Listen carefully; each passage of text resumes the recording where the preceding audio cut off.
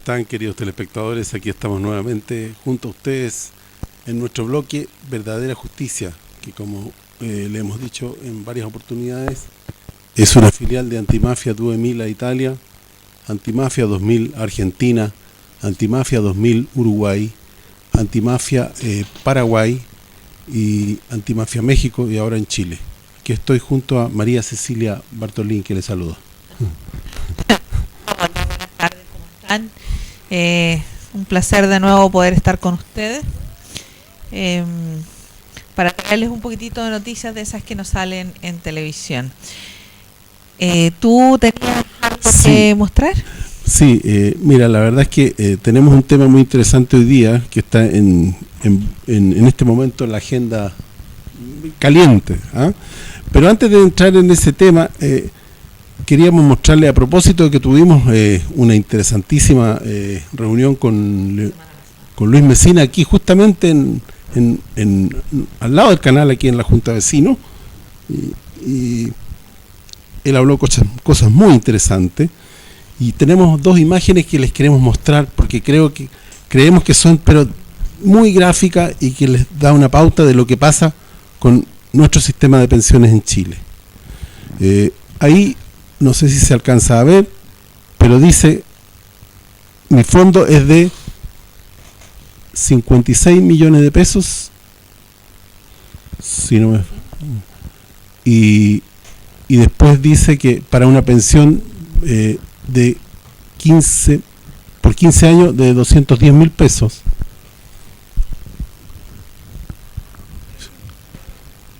¿Qué es lo que hace la AFP? Pone esa plata en un banco que le da un interés de 160.000 pesos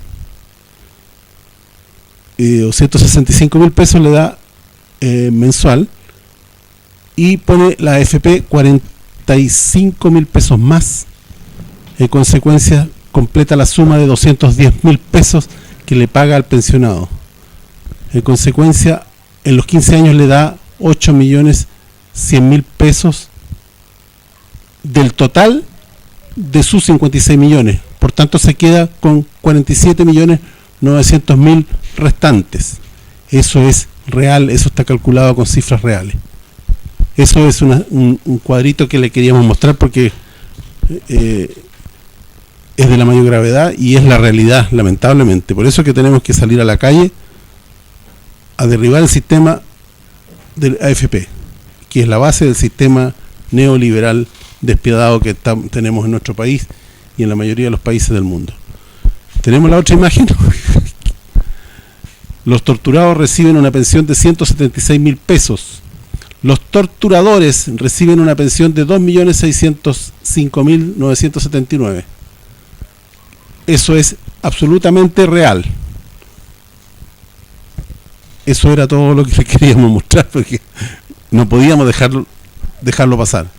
Bueno, ahora si quieres un poco ahondar en eso, este gobierno, como todos los otros gobiernos, en realidad han dicho que el sistema de reparto no funciona. Sin embargo, las Fuerzas Armadas en este país quedaron fuera del sistema de AFP porque ellos se quedaron con sus cajas previsionales, que es un sistema de reparto de todo lo que ellos ahorran durante sus años de trabajo, que son hartos menos que los que trabaja una persona común y corriente, un civil, hablemos de un civil. Sí.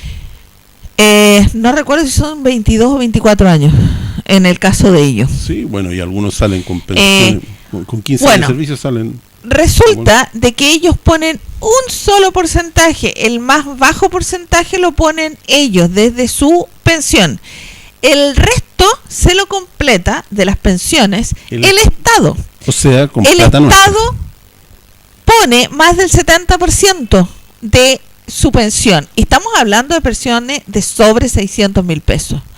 Entonces, perdón, el sistema de reparto sí funciona, solo que no quieren que funcione para la gente común y corriente.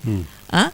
Pero sí funciona. El Estado hoy paga pensiones a toda la gente militar, con un sistema de reparto. Entonces no es que no funcione, sí funciona. Y en el caso de lo que está proponiendo Luis Mesina, es un sistema tripartito, donde el Estado va a colocar una parte, la otra parte el empleador y otra parte el trabajador. Entonces va a ser mucho menos lo que va a tener que colocar incluso. Entonces no es tan real que dicen que efectivamente no se puede o no funcionan los sistemas de reparto. Bueno, ese era un paréntesis les queríamos mostrar porque creo que son cosas muy importantes que la gente debe conocer. Vamos a entrar en el tema que tenemos para hoy. Producto de que se está a punto de evacuar el proyecto de ley de aborto. Nosotros en una oportunidad hablamos de este tema, pero ahora está en la fase final. A ver, lo que pasa es que esto un poco a raíz la semana pasada, el día 19, antepasada, 19, nosotros fuimos a la Cámara del Senado, a la sala de sesiones del Senado, porque se estaba precisamente tramitando esta ley en sus 3 causales. Sabemos que es por peligro de vida de la madre, por inviabilidad del feto y por violación. La verdad es que, si bien, y hablo a título personal, la decepción que yo tenía de la clase política era grande, enorme, salí sin una palabra que pudiera calificar lo que vi. Lo que vi básicamente es un show. Hay una falta de respeto, hay un no escucharse, no hay un debate real, porque cuando uno plantea su postura, sea a favor o en contra, la gran mayoría del resto de los senadores no escucha.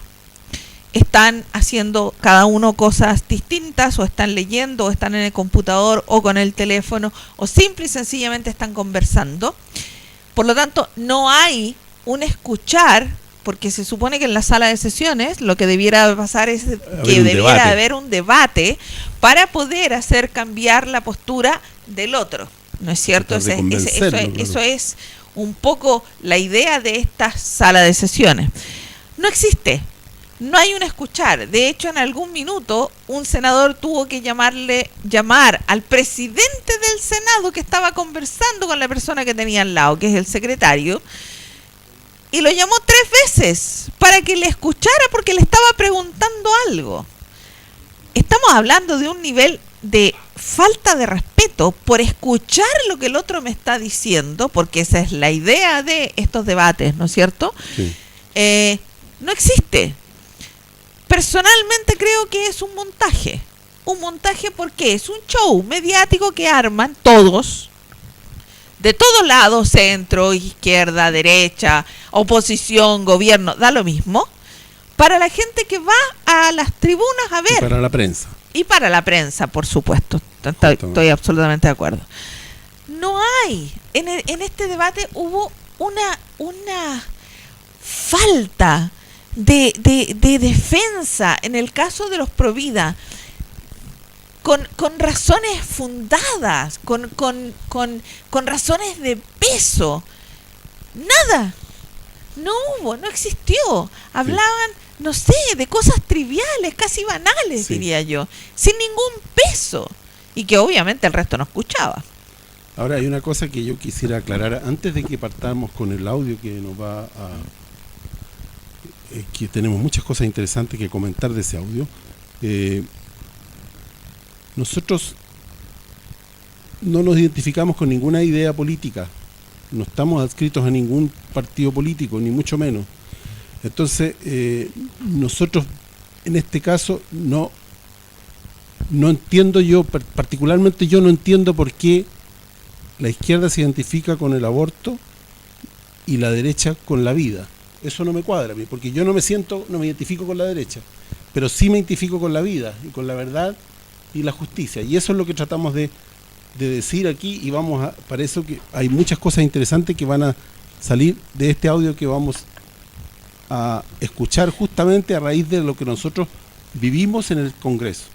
Sí, ahora, sí, estamos de acuerdo, no estamos aquí del lado de nadie. Lo que pasa es que se está discutiendo esto y hay senadores a favor y hay otros en contra y otros que definitivamente se abstienen. Y da lo mismo si es de derecha, izquierda, centro, gobierno, oposición, no importa. Aquí el tema es que es un show. A mí la sensación que me queda es que esto ya está todo cocinado, está todo hablado, está todo decidido y la orden que tienen es de aprobar esta ley sin cambiar ni una sola coma, porque de hecho lo que se estaba discutiendo ese día en el Senado era una indicación del presidente del Senado, Andrés Saldívar, de que la primera era innecesaria. Que la primera causal era innecesaria porque efectivamente en Chile existen protocolos donde los médicos realizan todo lo posible por salvar a madre, hijo, qué sé yo, y tienen la autorización de que en caso de que no haya ni una posibilidad, entonces por supuesto salvan a la madre. Ahora, hay que recordar que Chile tiene de los más bajos índices de muerte de la madre a nivel mundial. O sea, no estamos, aquí no es real que las mamás cuando se hacen un aborto van y el médico no puede hacer un aborto, no puede salvar a la madre se muere nomás, porque los médicos no pueden hacer nada. Eso no es real. Hay protocolos, no solamente en los hospitales estatales o en los hospitales públicos, sino que también en clínicas, hay protocolos de atención. Entonces, no podría Chile tener un índice tan bajo de muerte materna en caso de partos con problemas o complicados si esto no fuera así. Sí. Así de simple. ¿Qué te parece si vamos con el audio? Sí, vamos a presentarles un audio. Es una entrevista dada por el doctor Jorge Becker a Radio Agricultura. Precisamente con respecto a estas tres causales, y la verdad es que dice cosas muy interesantes y hace acusaciones muy fuertes también. Carlitos, vamos con el audio. El debate hasta altas horas de la madrugada. Para algunos es aborto, para otros se aprueban tres causales nomás, para otros terceros esto había que hacerlo, venga como venga.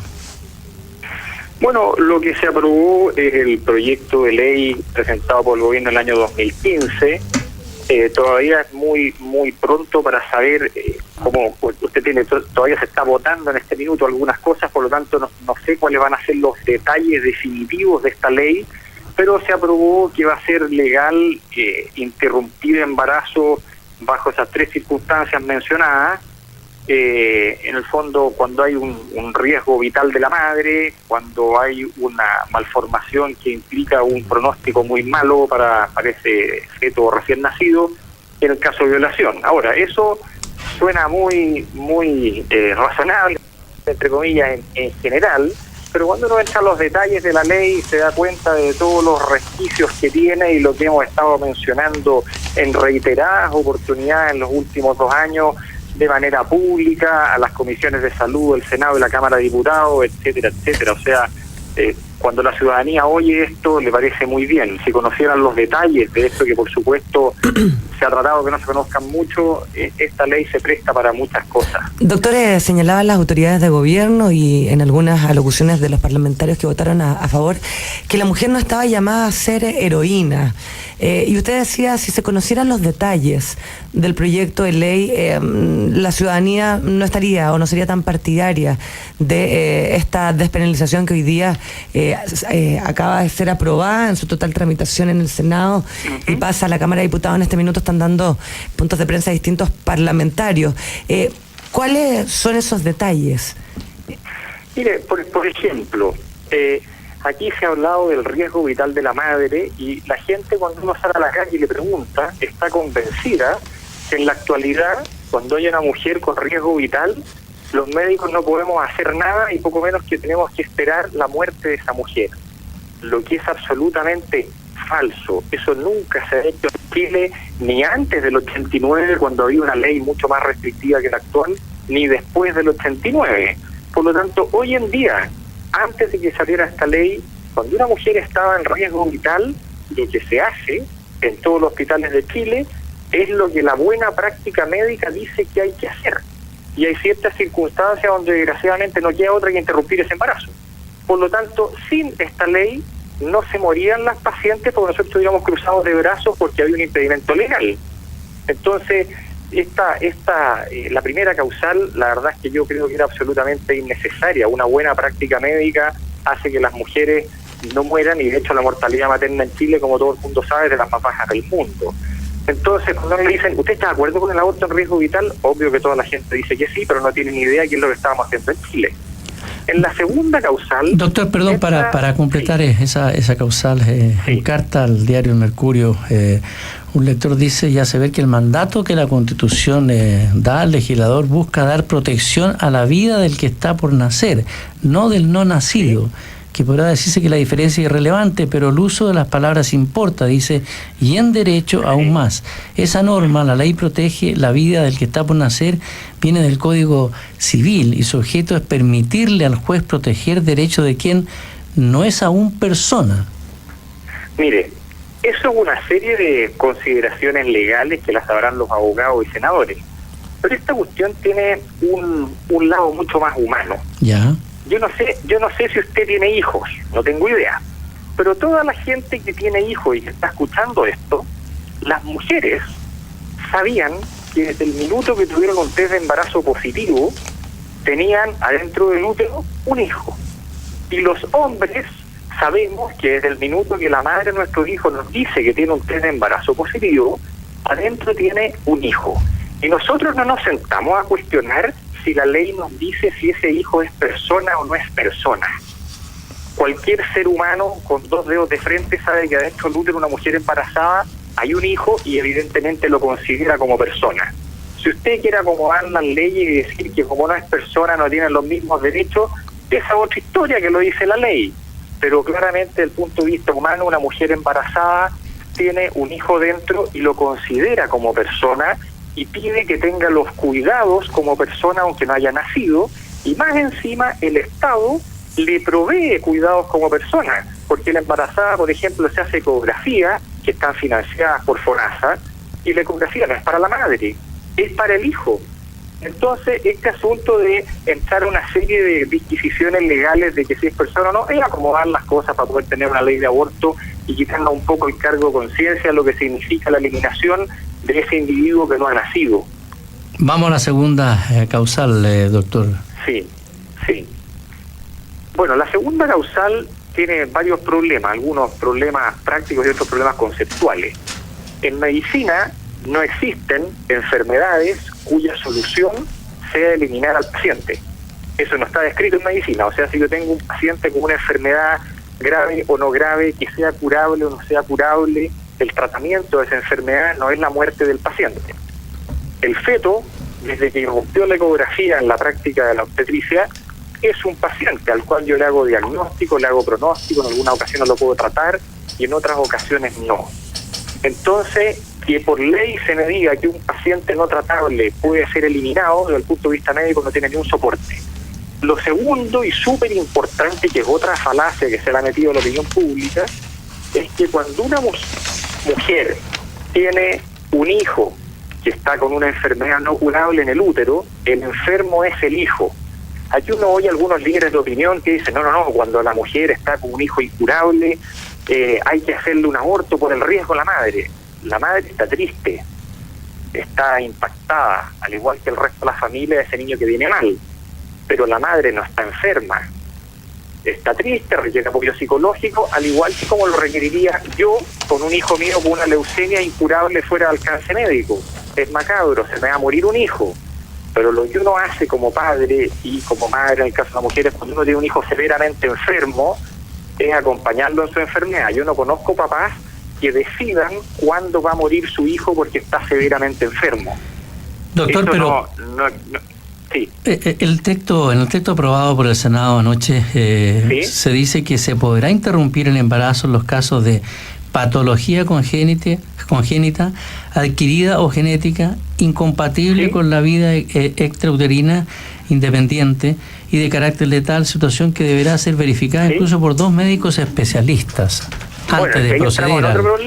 Es que ahí entramos en otro problema. El ejemplo más clásico que se ha hablado es la anencefalia. Sí. Ajá, claro. Saca el ejemplo de anencefalia, donde además tengo que aclarar que es mentira que los anencéfalos no tienen cerebro y están en muerte cerebral. ¿Cómo? Hay anencéfalos que nacen, respiran, lloran, se mueven, toman leche y viven un mes. Y eso evidentemente no lo hace un ser humano con muerte cerebral. Por lo tanto, el anencéfalo no es equivalente a tener muerte cerebral médicamente hablando, y si no, pregúnteselo a cualquier neurólogo. Entonces, el anencéfalo es un niño que probablemente nazca y muera pronto, pero puede que no. Entonces, este diagnóstico de que va a morir inmediatamente después de nacer puede ocurrir como puede que no, lo que no quita que la expectativa de vida es mala. Entonces, la certeza del pronóstico vital no hay como darla con una ecografía. Yo puedo decir, este niño tiene una enfermedad extraordinariamente grave y probablemente va a vivir poco. Pero todos los ginecólogos tenemos casos de niños que dijimos que iban a vivir poco y resulta que viven bastante más de lo que uno piensa, y en algunas ocasiones muy especiales hay errores diagnósticos, donde uno le dice a la madre, este niño no tiene ni una chance, y resulta que después uno está equivocado. Entonces es tremendamente complejo con una ecografía decir el pronóstico es pésimo cuando sabemos que hay errores. Y el otro problema práctico que hay es que no hay subespecialistas en Chile suficientes en regiones para hacer eso. Entonces, ¿qué va a pasar con la señora que esté en alguna ciudad extrema y que requiera confirmación diagnóstica? ¿Cómo se va a resolver ese problema desde el punto de vista práctico? Pero la ministra, no lo sabemos. La ministra incluso debió intervenir ayer ante una consulta del senador Bianchi y dijo, contamos con obstetras en todas las regiones, 814 obstetras ginecólogos que pueden recibir y atender a la paciente, dijo la ministra. Y las cifras incluso las fue mencionando una por una. Sí, esos son obstetras, ginecólogos obstetras generales. Yo le voy a dar el siguiente dato. La certeza diagnóstica de una malformación por un ginecólogo obstetra general va más o menos un 50-60%. La certeza diagnóstica de un subespecialista en medicina materno-fetal está sobre el 90%. ¿Usted como padre aceptaría que un médico que le va a dar una certeza de más o menos la mitad le diera un diagnóstico versus otro que le va a dar una certeza superior al 90%? La respuesta es súper clara, ¿no? Y los subespecialistas en medicina materno-fetal no están en todo Chile.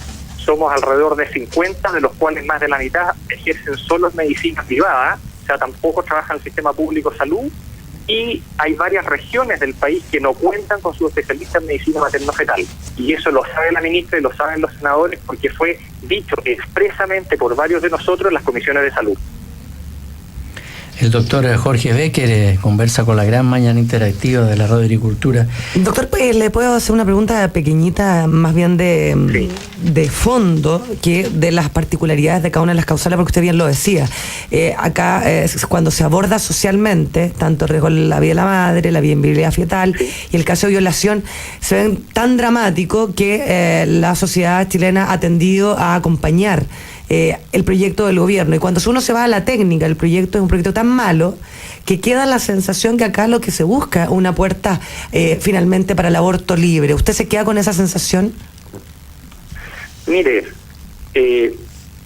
cuando uno ve lo que ha ocurrido en otros países, ha ocurrido exactamente lo mismo que acá. Se sensibiliza a la población con estas tres causales que son macabras, evidentemente que son situaciones espantosas.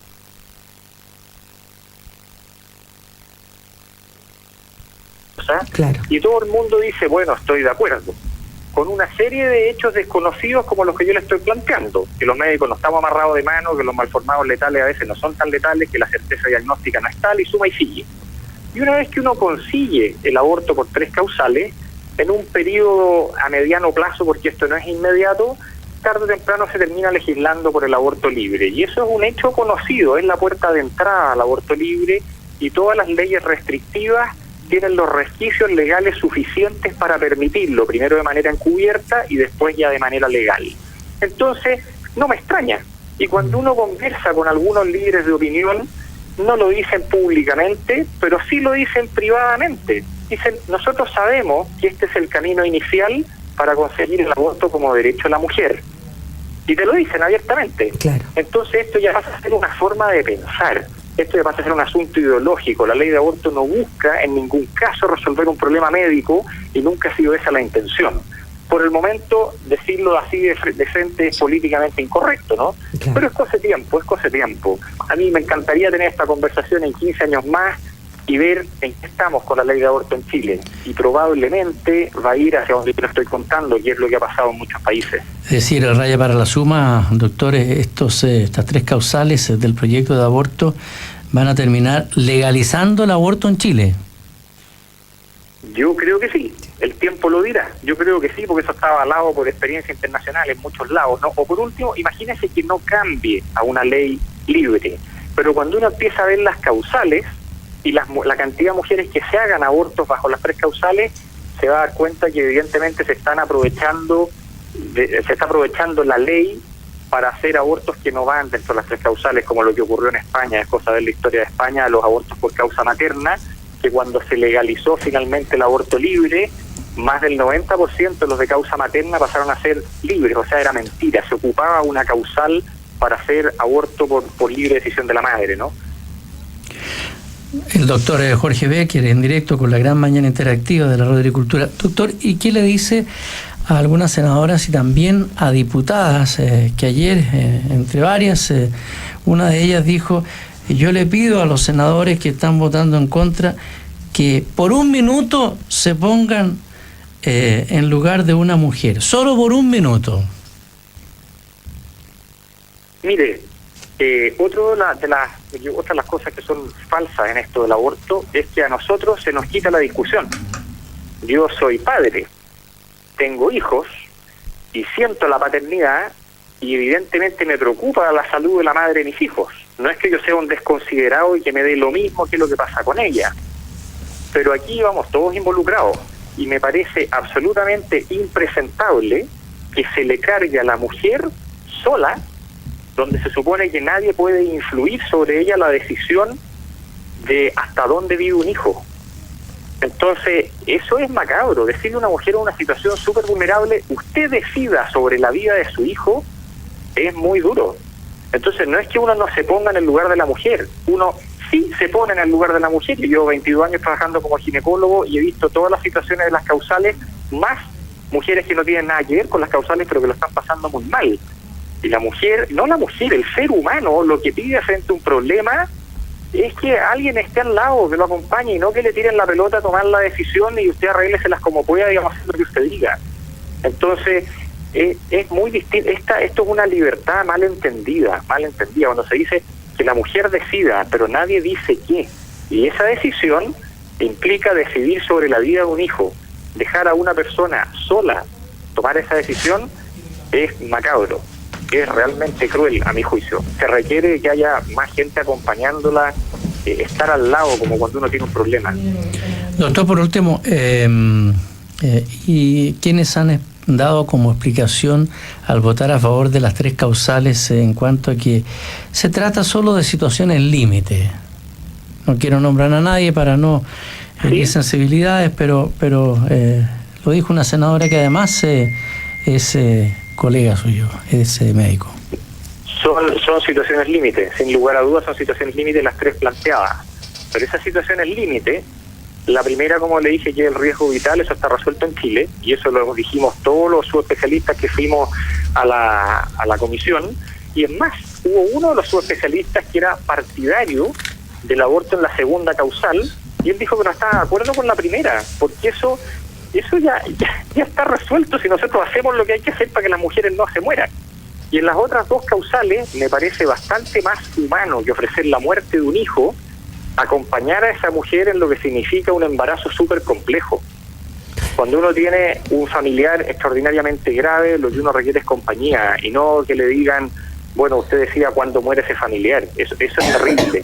Y en el caso de la violación, evidentemente es muy, muy complejo, sobre todo en menores de edad con abuso intrafamiliar, pero el aborto, primero, no va a resolver la violación porque esta ya ocurrió. En segundo, no va a resolver el problema, porque aquí el problema es qué pasa con el violador, que muchas veces está dentro de la familia, y ya sabemos todas las falencias que tiene la ley respecto de perseverar en la denuncia contra el violador. O sea, aquí la violación intrafamiliar se está solucionando con el aborto y no con un castigo al violador. Entonces, el tema es bastante más complejo. Esto es una solución fácil y corta. El aborto es una solución fácil y corta en el plazo inmediato y tremendamente traumática en el largo plazo. Y por último, entonces no me parece. Y por último, doctores, para no abusar de su tiempo, ¿qué le decimos a algunos auditores que están siguiendo con mucha atención esta entrevista con usted? Hay uno que dice: consideran ante todo la opinión de la inmensa mayoría de la población, que está de acuerdo con las 3 causales aprobadas. Le repito, las encuestas son hechas de manera tremendamente confundente, porque cuando usted le preguntan si usted está de acuerdo con el riesgo y con aborto en caso de riesgo vital de la madre, parece evidente que sí, pero la gente desconoce qué es lo que hacemos los médicos en esas situaciones al día de hoy. Entonces, incluso más allá, doctor, incluso más allá, cuando se le pregunta a la población si están de acuerdo con el aborto libre, sigue siendo el rechazo mayoritario en la sociedad chilena. Por eso que se presenta por parte de la actual autoridad este sello de que la mujer no está llamada a ser heroína, con estas 3 causales, como usted decía, sin mayor información, y termina sucediendo lo que ha pasado los últimos 2 días en el Senado, donde con Alejandro veíamos hasta muy tarde cada una de las exposiciones, y la verdad que habían debates que eran realmente lamentables por la falta de conocimiento. O sea, lo que pasa es que no es falta de conocimiento, o sea, usted me va a perdonar, pero yo fui allá, yo expuse una serie de cosas, y eso queda dentro de lo que los senadores deberían saber, porque uno lo expuso, y no yo, fuimos Mario. Entonces esto no es falta de conocimiento, o sea, cuando se sigue diciendo de que no se puede criminalizar a la mujer, que la mujer no puede ir a la cárcel, y todos sabemos que no hay mujeres presas por hacerse aborto, y eso fue dicho en las comisiones. Entonces no es que no sepan, es que es un eslogan de que hay que decirle a la población que la mujer va presa por hacerse un aborto. Y es falso. Cuando se sigue diciendo que los médicos no podemos hacer nada porque la ley lo impide, eso se dijo en la comisión. Entonces, no es que no lo sepan, es que no quieren decir que lo saben porque no conviene para tener una ley. Así de simple. Y eso mantiene engañada a la población, porque si un líder de opinión como senador dice eso públicamente, evidentemente la población lo cree. Claro. Bueno, estimados auditores, vamos a agradecer la deferencia que ha tenido el doctor Jorge Becker para concedernos este tiempo de sus actividades y conversar con la gran mañana interactiva de la Radio Agricultura. Bueno, ahí teníamos la entrevista al doctor Jorge Becker, ginecobstetra, subespecialista en materno-fetal. Él dice cosas muy interesantes y hace acusaciones muy graves. Primero, no fue solo él quien fue a las comisiones de salud, sino que fueron más especialistas como él, y dijeron exactamente lo mismo, que la primera causal no debiera de ser, que de hecho fue la instancia en la que nosotros estuvimos ahí, que era una indicación del presidente del Senado, y sin embargo la aprobaron igual, tal cual como estaba escrita. Y el hecho de que efectivamente no siempre la inviabilidad de un feto se puede saber, diagnosticar, porque es muy difícil. Y una ecografía no te sirve para eso. Y en el último caso, el caso de violación, creo yo que es mucho más sano y es mucho mejor, precisamente para aquellas niñas o mujeres violadas, es que la ley sea mucho más severa con el violador. Pero no me parece que matar a un inocente, porque ese niño que viene no tiene culpa, al igual que la mujer que es violada tampoco tiene culpa, pero el niño tampoco tiene culpa, y aquí el único que no está pagando, porque la ley es absolutamente permisiva en este país, es el violador. El violador se queda feliz, impune, sin ningún problema. Entonces creo que eso es lo que debiera de echar adelante el Estado. Es una ley y un acompañamiento a estas mujeres que tienen embarazos complicados, ya sea por enfermedad del feto o embarazos en el caso de violación, sobre todo cuando son apoyo niñas. Apoyo completo, no solamente psicológico, sino que apoyo, porque muchas veces las niñas, por no querer acusar, porque generalmente las violaciones son intrafamiliares, son gente o de la familia o conocidos de la familia, del entorno familiar. Por lo tanto, son echadas de la casa muchas veces. Hay un tema muy complicado allí, pero el Estado debiera de tener instituciones donde a esta niña se la acompañe. Si no quiere efectivamente tener ese bebé porque le va a recordar la situación, lo regale, lo dé en adopción. Tantos matrimonios que hay que no pueden tener hijos. Y ese niño no tiene por qué pagar las culpas por una persona que la violó y que quede impune. Porque la ley hoy, tal como decía el doctor, simple y sencillamente tiene tantos resquicios que no el violador queda impune la gran mayoría de las veces, y además cuando lo acusan y le dan cárcel es entre 3 y 5 años. Sí. por la violación de una menor, que es gravísimo. Y una de las cosas que no aceptaron cambiar era ninguna coma al proyecto de ley original. Nada. Por su ambigüedad, porque da pie justamente a permitir, Sí. amparar estas causales el aborto libre. Sí, correcto. Piensa tú que entre las causales, por ejemplo, el tema del peligro de muerte de la madre, en otros países, como decía el doctor, ha pasado. O sea, se parte primero con una ley con estas 3 causales, y ha sido igual en todos los países, y finalmente se legisla por un aborto libre. O sea, esto es una planificación. Nosotros en algún momento hemos hablado de que hay un poder más allá de los gobiernos, que los gobiernos son títeres, lo hemos hablado. Y esta ley viene implantándose en todos los países de la misma manera, una y otra vez. Por lo tanto, hay aquí una orden, si pudiéramos decirlo de esa manera, hay una orden que viene de más arriba. No solamente a la presidenta, sino que además a los parlamentarios, de aprobar esta ley tal cual es, sin cambiarle ni una sola coma, precisamente para dar paso al aborto libre. Justamente. Bueno, y la discusión que nosotros presenciamos realmente fue vergonzosa, porque no sé si esto es un circo o quiere decir que son estúpidos, porque los argumentos, si yo quiero discutir con alguien, lo escucho su argumento y le contrarrespondo a lo que dice, digamos, con mis argumentos, para tratar de convencerlo. Eso es lo que se define, o lo que yo entiendo, por una discusión. Acá no, era una cosa absolutamente independiente. Cada uno decía su argumento, que no tenía ninguna relación con el que había escuchado anterior, y ninguno se relacionaba con otro. Entonces No. Cada uno hablaba por su lado, ninguno se escuchaba, No. nadie sabía lo que había dicho. Entonces, Sí, pero aquí hay una cosa mucho más grave todavía. Ninguno de ellos, estoy hablando en el caso de aquellos que estaban en contra del aborto, ninguno de ellos utilizó ni una de esta información que estaba dentro del informe. Ellos fueron a hablar en la Comisión de Salud, por lo tanto todo esto era parte del informe y parte de los estudios y parte de la defensa o el apoyo a esta ley. Por lo tanto, ellos sabían esto y ninguno de ellos habló de los datos que da el doctor. Ahora, eso para mí es mucho más grave todavía, justo. porque están mintiendo. Simple y lisa y llanamente mienten, porque tienen órdenes de aprobar una ley. Porque si no, no lo entiendo. Claro. Por eso Porque te no decía, lo entiendo. o es un circo o son estúpidos. Claro, este médico, si estuviera diciendo mentiras, él está colocando en juego su título, su forma de trabajar, su profesión, porque le pueden quitar el título si él miente. Y ha dado entrevistas no solamente en radio, también en televisión.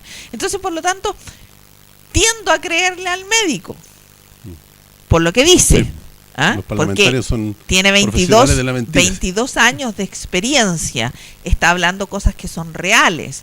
¿Ah? Cuando dicen inviabilidad del feto, pero el enfermo es el feto. El enfermo es el hijo que está en el útero de la madre, no la madre.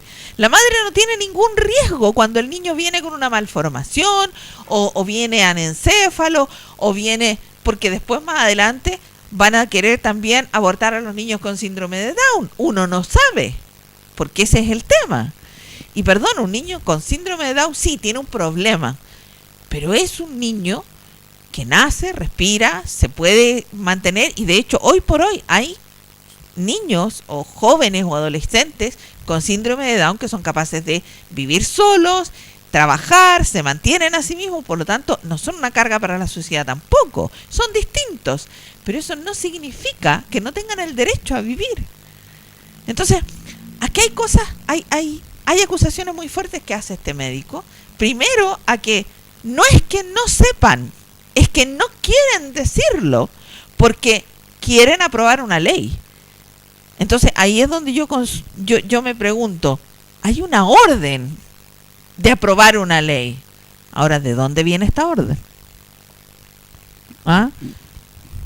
Justamente. Nosotros hemos hablado otras veces en este mismo canal de este poder en las sombras, de este poder que tiene que ver con las 13 familias más importantes que quieren instaurar un nuevo orden mundial, que quieren eliminar a la población. Parte de eliminar la población es aborto libre. Este aborto libre, que es que aquella mujer que no quiera tener hijos y que no se cuidó, y no ninguno de los dos, porque aquí hay dos responsables, no solamente la mujer, que tenga la posibilidad de hacerte todos los abortos que quiera. ¿Ah? Y así puedo ir bajando la tasa de natalidad en los países, sobre todo en los países tercermundistas, sí, centroamericanos, latinoamericanos, sudamericanos en este caso. Tiempo atrás hubo, recuerden ustedes, la tan bullada peste de Zika. ¿Ah? Un agente, una enfermedad que está patentada, que es un chiste, el año 47 está patentada, y patentada por la Fundación Rockefeller, y de repente aparece, y lo que le dicen a la mujer es que no, el riesgo es muy alto, qué sé yo, aborte. Y eso para mí es un control de la población, y viene efectivamente... Finalmente se demostró que era falso. Claro, y finalmente se demostró que era falso, que no tiene nada que ver este virus que apareció de repente y que tiene una patente, ¿no es cierto?, con el tema de los abortos, sino que estaban proponiendo incluso no tener hijos por 3 años en países. Era porque producía, recuérdate, que producía un problema también de microcefalia. Sí. Pero finalmente se descubrió que la microcefalia la producían los pesticidas. Sí, sobre todo esto se dio muchísimo, sobre todo en Brasil, que es uno de los países que más consume pesticidas, sobre todo por el tema de la soja que ellos y las plantaciones transgénicas. Entonces, aquí hay un tema mucho más de fondo, más allá de que la desilusión que uno pueda tener de los políticos, que efectivamente yo personalmente no les creo nada, absolutamente nada de lo que dicen, a ninguno. Hay un tema de instaurar una norma de que todos los países tienen que tener una ley de aborto, y eso viene de más arriba. ¿Ah? Ahora, aclaremos que ONU Mujer, donde trabajó la presidenta Bachelet, de ahí vienen las órdenes para el tema de las leyes de aborto. De ahí salen. ¿Ah? Y estas, por supuesto, llegan ahí desde esta cúpula mayor. Correcto. Mucho más arriba. De este poder, claro, que está más arriba, un poder económico que de hecho maneja el mundo hoy por hoy. Sí. Bueno, queridos telespectadores, esperamos que les haya quedado claro este tema. Nosotros estamos por la verdad, por la justicia y por la vida. No somos homofóbicos, ni mucho menos, y no somos tampoco cerrados en el sentido de que no vamos a juzgar a una persona que se haga un aborto en ningún caso, porque no somos quien para juzgar a nadie, no nos corresponde. Pero nosotros creemos y queremos dar nuestra posición y nuestra visión del problema. Y esta acusación, y hemos estudiado este tema, hemos estado en el Senado, hemos estado en el Parlamento, hemos investigado mucho el tema, y cuando vemos cosas que no se han dicho y que no salen a la luz, tenemos la obligación moral de darlas a conocer. Eso es básicamente nuestro objetivo. Sí, bueno, yo vuelvo a insistir, creo que la opción aquí es una ley mucho más fuerte para los violadores y un acompañamiento para todas aquellas niñas que quedan embarazadas lamentablemente por violaciones intrafamiliares. El Estado debiera de tener una entidad, una institución que ayudara, apoyara, no solamente psicológicamente, sino que para darles refugio, acogida, para llevarlas y acompañarlas hasta que este niño nazca y lo den adopción o se quede con él. Está comprobado que más del 70% de las mujeres violadas, incluso niñas adolescentes, que son acompañadas en este proceso, se quedan con su hijo. Por lo tanto, hay una realidad que está. Si hay un acompañamiento, la mujer decide quedarse con su hijo, independiente a que haya sido producto de una violación, porque finalmente ese niño es inocente. Bueno, esperamos que les haya gustado. Nos vemos la próxima semana con otro tema interesante. Gracias. Hasta pronto.